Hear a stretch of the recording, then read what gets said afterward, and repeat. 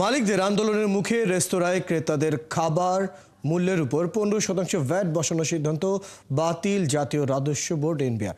বৃহস্পতিবার এনবিআরের ভ্যাট আইন বিভাগ দ্বিতীয় সচিব মোহাম্মদ বদরুজ্জামান মুন্সি জানান, ভ্যাট আগের মতো 5% বহাল থাকছে এবং দ্রুত সময়ের মধ্যেই প্রজ্ঞাপনও জারি হবে।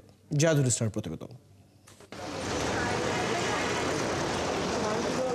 রাজস্ব আহরণ বাড়াতে সাধারণ রেস্তোরাঁয় ক্রেতার খাবারের উপর বর্তমান 5-এর পরিবর্তে 15% ভ্যাট বসানোর সিদ্ধান্ত নিয়েছিল এনবিআর।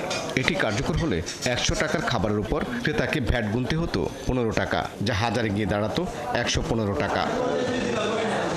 বেশ কদিন ধরে এনবিআর এই সিদ্ধান্তের প্রতিবাদ করে আন্দোলন করছিল রেস্তোরাঁ মালিক সমিতি।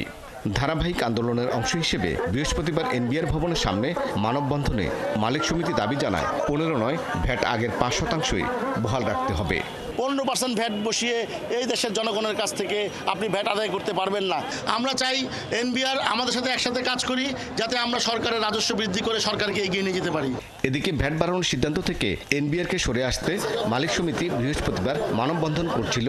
ঠিক সেই সময় এনবিআর জানায়, ভ্যাট আগের মতোই 5% বহাল থাকছে। রেস্তোরাঁ সেবার ক্ষেত্রে জানুয়ারি মাসের 9 তারিখে একটি অর্ডিন্যান্সের মাধ্যমে 5% থেকে 15% করা হয়।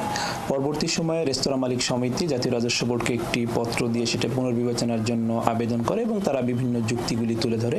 সেই পত্রটি জাতীয় রাজস্ব বোর্ড কর্তৃক এবং সরকার কর্তৃক গভীরভাবে পর্যালোচনা করা হয়েছে এবং জনগণের স্বস্তি দেওয়ার লক্ষ্যে জনস্বার্থে সরকার কর্তৃক ইতিমধ্যে সিদ্ধান্ত গ্রহণ করা হয়েছে যে রেস্তোরাঁ সেবার ক্ষেত্রে ভ্যাটের হার আগের মতোই 5% বহাল থাকবে। রেস্তোরাঁ মালিক সমিতি বলছে, শুধু ভ্যাট 5% বহাল করলেই হবে না, কমাতে হবে এনবিআর এর জটিলতা এবং মাঠ কর্মকর্তার হয়রানি। এই ট্যাক্সেশনের ভিতরে ভূত আছে, এই ভূত যদি আমাদের নাড়াচাড়া দেয়, আমাদেরকে তাদেরকে ম্যানেজ করে ব্যবসা করতে হয়। জাহিদুল ইসলাম, 71, ঢাকা।